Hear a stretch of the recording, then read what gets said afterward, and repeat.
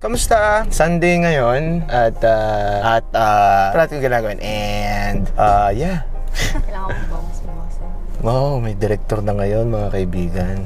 Nagbibigay ako advice. Bigay ng advice. Doon ka sa comment section magbigay ng advice. Pamunta na po kami sa Mall of Asia mga kaibigan. Pupunta kami sa Tribal at saka sa Draven. Draven na dun? Yan ang problema sa'yo. Hindi mo kilala kung anong kapasidad namin gawin. Papunta kami Mall of Asia, tas ang balak dapat namin umalis ng umaga. Dapat hindi ako dumaan dito. At itong daanan na to ay ginawa na nilang parking lot lahat. Welcome to the Philippines. Paano kaya yung solusyon ng parking dito sa may Pilipinas, no? Ayun yung problema kasi pagka yung bansa wala na sa road mapping. Road planning pala, sorry. Tulad dito, grabe na. Malapit na kami, nandito na kami sa may Heritage Hotel. Alam niyo yung kwento dyan sa may Heritage Hotel? Alam mo yung kwento dyan? Multo? Yung multo. Sa pintuan? Pero may na-experience yung kwento ko dyan. Alam mo yung sa pintuan dyan, isang beses daw. Basta sabi wag may multo daw doon. Tapos may kumatok sa pintuan nila. Tinignan niya doon sa ano. Wala naman. Pero tataka siya, kulay pula yung labas. Oh my God. Yung pala, nakatutok din pala yung multo doon sa kabila. Na tinitignan siya, kulay pula yung mata. Oh. Ah! Pero sabi nga nila, meron daw. Ano daw dyan, multuhin. Hindi pa grabing traffic kasi alam mo pag grabing traffic meron nang nakatambay na mga mani, fish cracker, tubig. Pero may nagbebenta ba naman ng sigarilyo sa daan? Hindi ko kasi alam, hindi ako naninigarilyo. Pag may nagbebenta ng panela, pero sa ngayon wala pa. So alam mo medyo sakto lang. Ayos lang. Nandun na tayo malapit sa Mala Universal Studios na statue, yung bilog. Ayun na. Ayun na, may nagbibenta na ng itlog, fish cracker. Hindi, pumiprepara. Pumuporma na siya, na. Kayo, pag nasa daanan kayo, anong hilig nyong bilhin? Ako mahilig akong bumili ng mani. Yung may balat. Nilagang mani. Imbis na tumambay sila doon, bago doon, i-guide nila yung mga tao, tatambay sila doon sa kabila, tapos manghuhuli sila.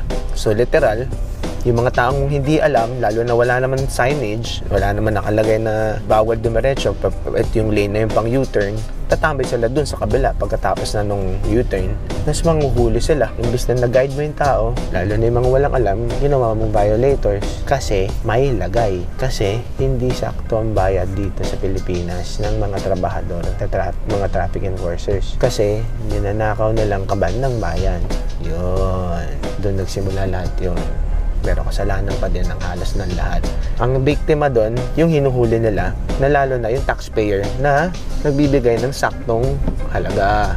Is it recording? We're here!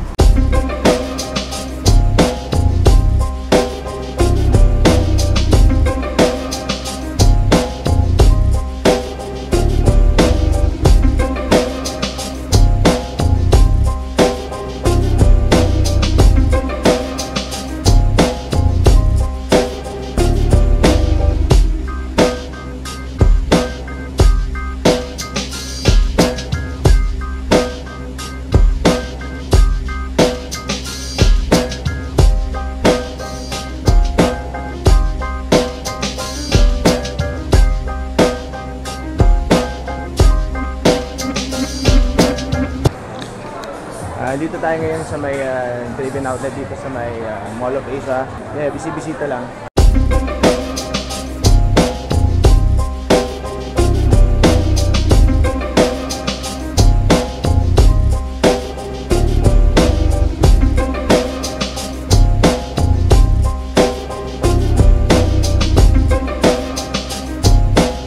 Ayos na, punta na kami sa Tribal booth naman ngayon sa bagong store. Laki ng Mall of Asia po.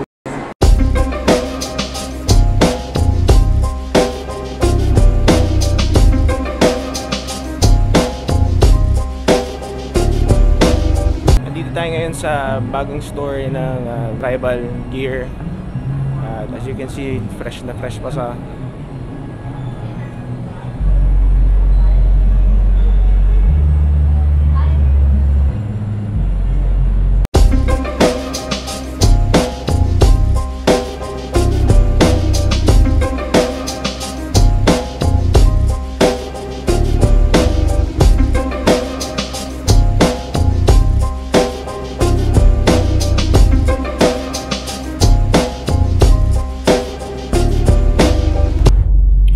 Nabutan nila ng Feb 8 and congratulations sa Tribal Gear.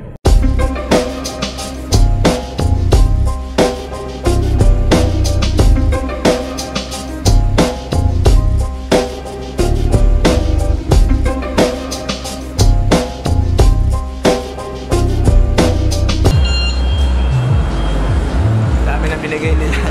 Meron pa akong signage. Maraming salamat sa Tribal, sa Zoo York, sa Bondage. Yeah!